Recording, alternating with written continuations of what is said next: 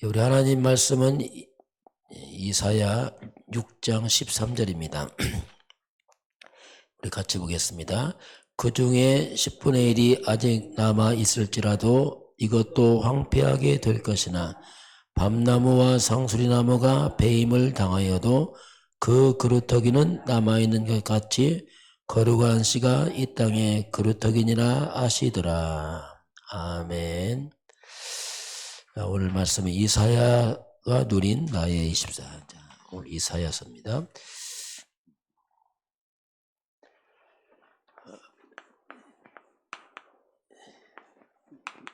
이사야가 누린 나의 24.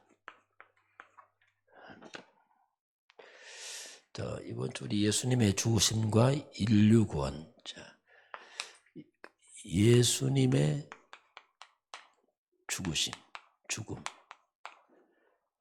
이것은 이미 구약 성경에 이제 예언이 된 것입니다. 그 구약 성경을 쭉 살펴보게 되면 이 죽음이란 말이 처음 등장하는 것이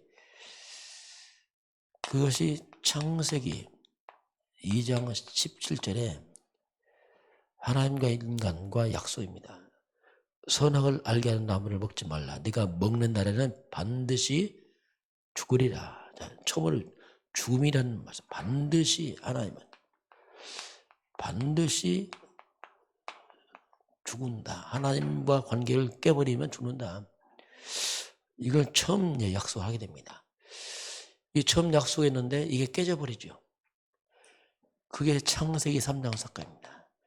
3장 1절 6절까지 보게 되면 이 뱀이 등장하면서 사탄이 등장하면서 마귀는 뭐라고 하냐면 결코 죽지 않는다. 완전 반대죠.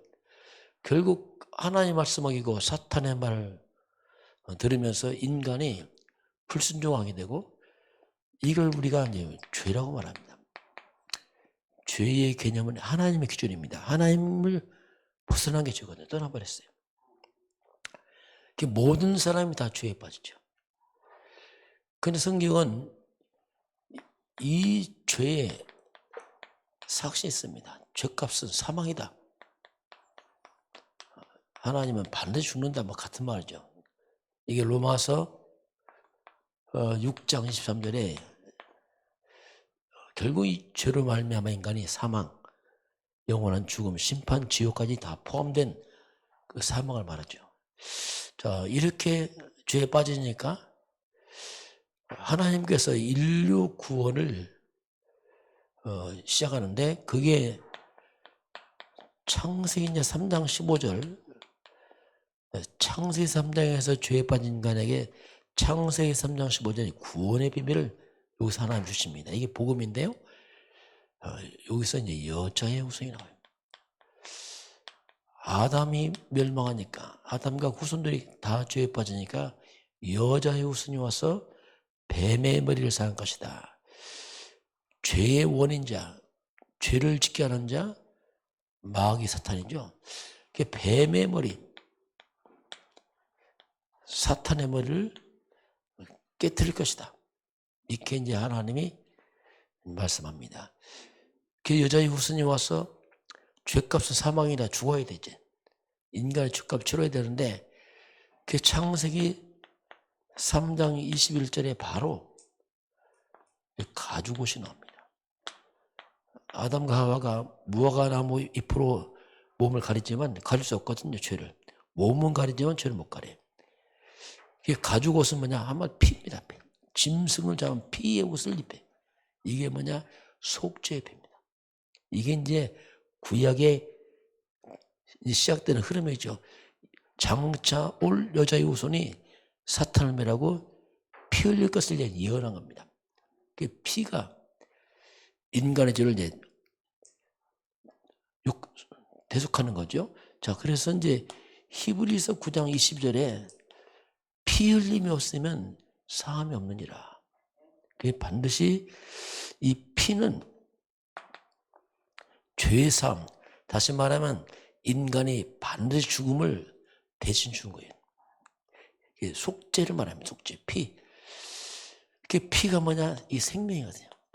죽음이란 말. 피 흘렸단 말은 생명 받아 죽었다는 얘기예요. 값을 지불했다. 그 레위기 17장 11절에 사람의 생명이 피에 있다 이렇게 설명하고 있습니다. 이게 이제 구약 흐르는 그 제사의 흐름이죠. 이 흐르는 이제 구원의 흐름이죠. 자, 그런 가운데서 창세기 4장 1절 6절에 보면 처음으로 예배가 나옵니다. 가인과 아벨 예배가 나와요. 가인은 농사하는 자였고 아벨은 양치는 자입니다. 그런데 가인은 농산물 피가 없는 예물 드렸어요. 아벨은 피제사들입니다. 그래서 하나님이 피 없는 예배를 받지 않았어요. 가인 예배를. 이게 뭐냐면 지금으로 말하면 그리스도 없는 예배 안 받습니다. 인간이 아무리 정성을 다하고 뭐 다 해도 받을 수 없어요. 왜? 모든 사람 죄를 범해서 인간의 행위로 나갈 수 없어요. 그래서 반드시 피를 갖고 나와야 돼요. 피, 그리스도 예수 십자가 아니면 못 나갑니다. 그걸 거기서 이제 보여주는 겁니다. 자, 그러면서 출애굽기 12장 13절 6월절 어린 양 피, 6월절에 피가 있는 점에는 모든 재앙이 넘어갑니다. 죽음이 넘어가고 심판이 넘어가요. 피가 없는 집에는 모든 장자가 다 죽어버려요. 그리스도 예수의 피는 뭐냐? 저주와 재앙 먹습니다. 그걸 보여주는 겁니다. 그러면서 레위기 1장 3절 4절 이 보게 되면은 이제 레위기가 뭐냐면 레위 제사장 집합니다. 제사가 나와요. 제사할 때는 반드시 제물은 흠이 없어야 돼요. 흠 없는 제물을 갖고 와라. 이건 바로 장차올 메시아 죄 없는 분이다. 이걸 예표하는 겁니다. 흠 없다. 죄 없으신 메시아가 올 것이다. 이걸 이해하는 거죠. 그러면서 제사장은 그 예물 위에 손을 얹어서 그 사람의 죄를 전가시키는 겁니다. 그래서 양이 대신 죽어버리는 거예요. 이걸 우리 대속근합니다. 그래서 죄는 분명히 죄는 사람이 지었는데 죽기는 양이 죽어요. 그 사람의 죄를 양한테 옮기는 거죠. 기도하면서 하나님 이 사람의 죄를 범해 죽어야 마땅하지만 그 죄값을 양한테 옮깁니다 하고 양을 죽여버려요. 양을 잡아서 피 흘려서 이게 이제 구약시대의 제사입니다. 언제까지? 그 양의 주인공 그리스도 올 때까지 하는 겁니다. 계속 하는 거예요. 그 레위기 16장 21절 22절 보게 되면 대속죄일, 이스라엘 백성이 1년에 한 번 전체가 모여 대속죄를 합니다. 이때 대제사장은 이때 염소입니다. 아사셀 염소라고 해서 떠나보내는 염소, 백성들의 모든 허물과 죄를 이 염소에 다 뒤집었어요.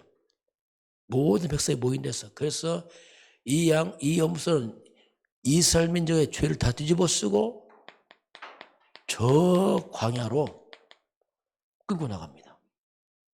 그래서 광야에 끌려 나가서 어두울 때 나가서 광야를 해서 염소를 버려버려요. 하고 광야 몰고 가자면 빨리 돌아옵니다.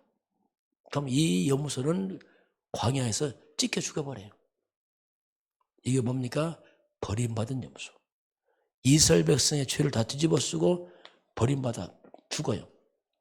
죽어서 속죄하는. 이때 이게 바로 인간의 죄를 다 뒤집어 쓰고 버림받는 그리스도 메시아.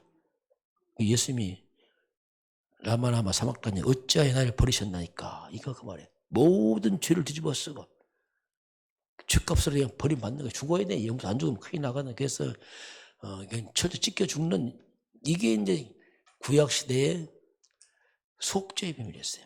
알고 보니까 이사야서 53장 1절 13절 보니까 장차올 메시아가 나옵니다.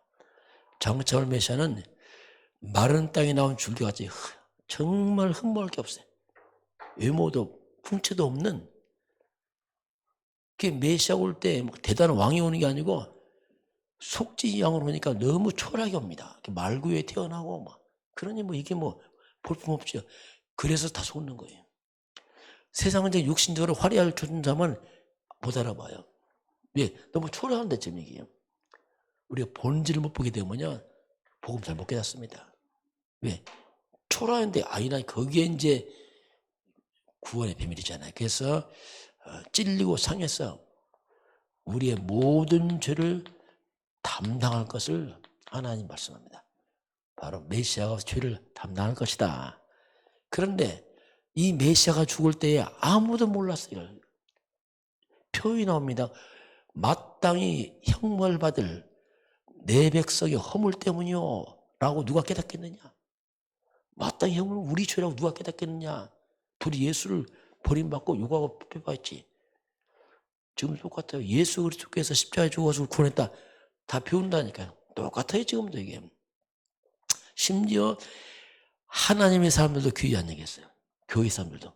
교회 나오는데 그리스도 귀히 안 여겨. 뭐 그렇게까지 몰라본다는 이게 나와요. 사람들이 우리 죄라는 것을 깨닫지 못했다 이렇게 말합니다.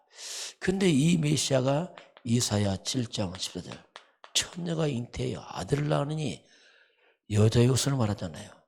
그 이름을 임마누엘이다. 이분은 바로 하나님이다. 하나님이 우리와 함께 하셔오신 분이 그분이 이 속죄 그 주인공이다.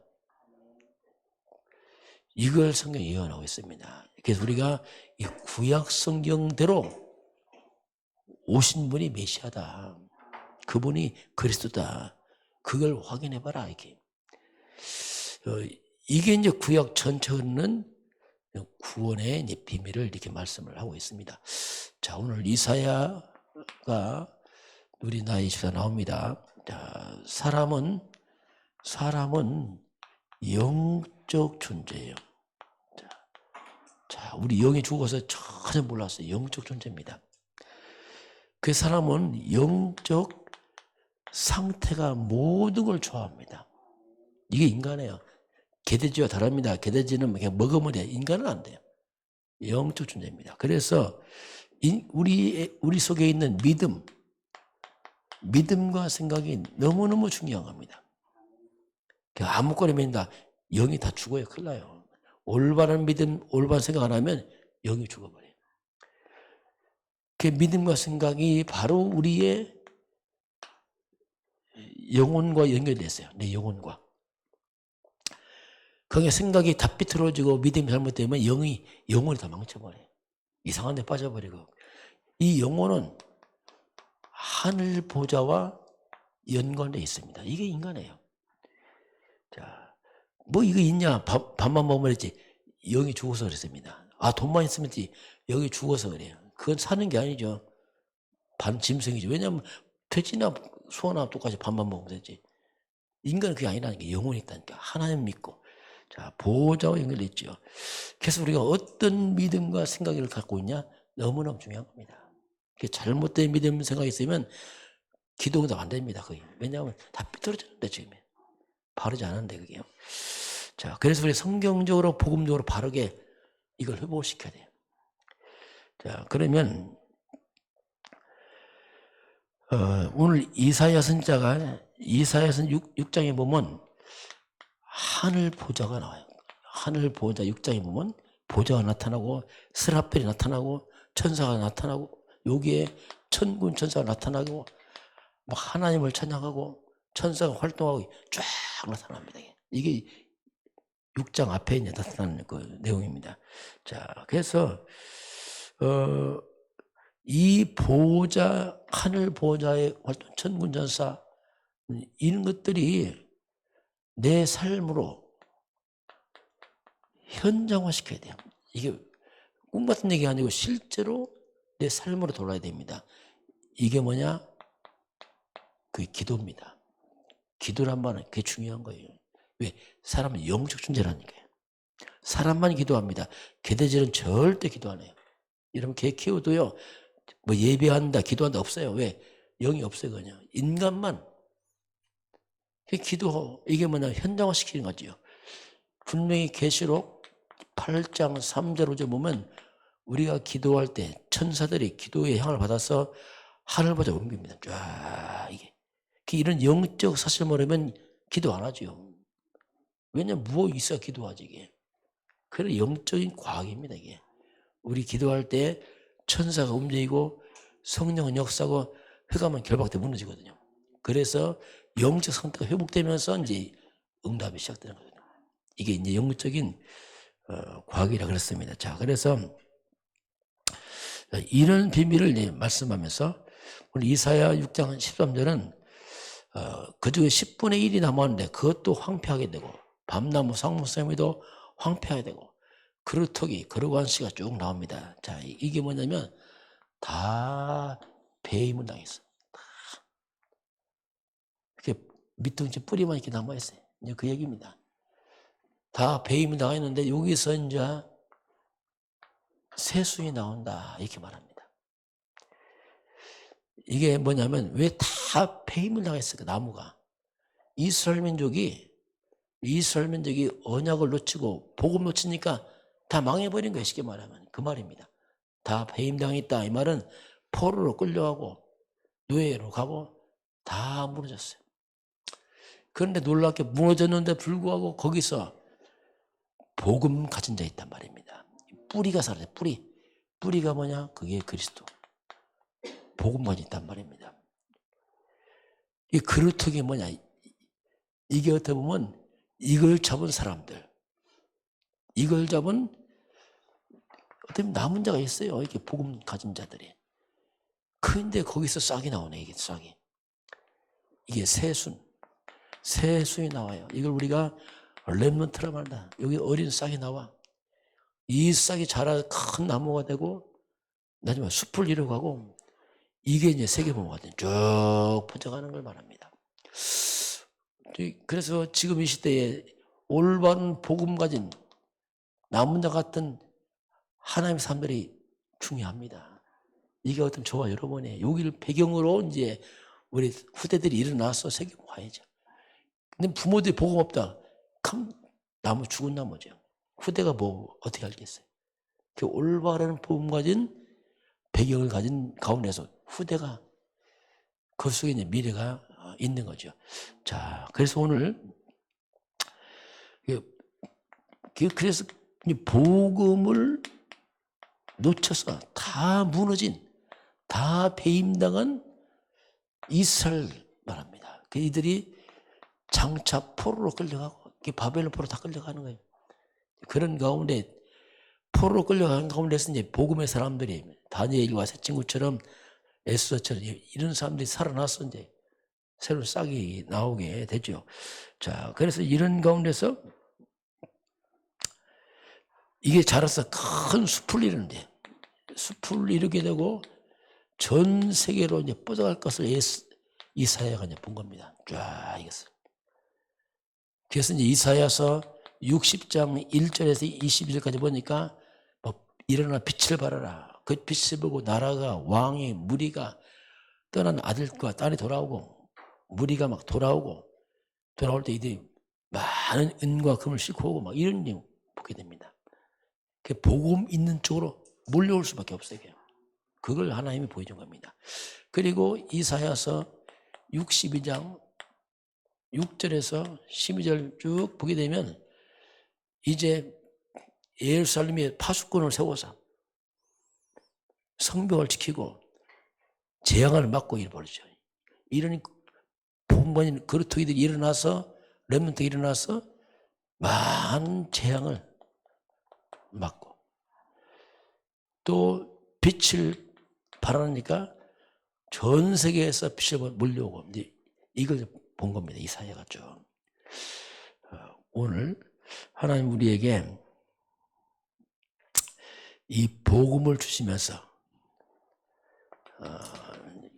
결론을 보게 되면 우리가 어떤 어려움 와도 절대 낙심하지 마라. 절대 낙심하지 말라. 어떤 문제 와도 이 속에는 하나님의 절대 계획만 있다. 이스라엘이 다 무너졌죠. 배임당해서 다 무너졌지만 낙심하지 마라. 복음 받은 사람들에게 반드시 통해서 하나님이 또 일을 시작하신다. 하나님 교육이 있다. 낙심하지 마라. 이렇게 하나님 우리에게 말씀을 하고 있습니다. 우리가 그리스도 안에 있으면 이미 조절은 끝난 겁니다. 그래서 우리는 어떤 문제 와도 하나님의 계획만 있어요.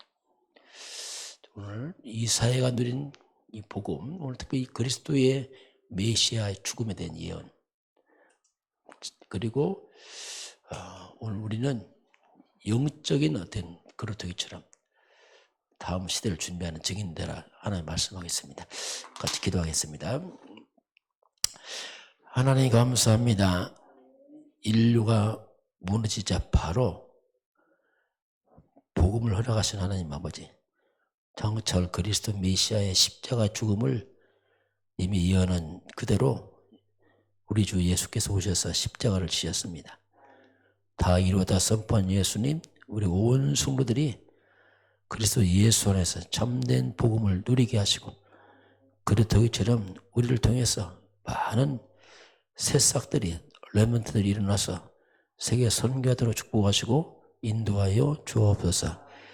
지금은 우리 주 예수 그리스도의 은혜와 하나님 아버지의 그 놀라우신 사랑하심과 성령의 충만한 역사가 오늘 주 앞에 경배하는 모든 백성들 머리 위에 이 나라 이 민족과 저 북녘 땅과 이 37나라와 5천 종족 위에 지금부터 영원까지 함께 있을지어다. 아멘.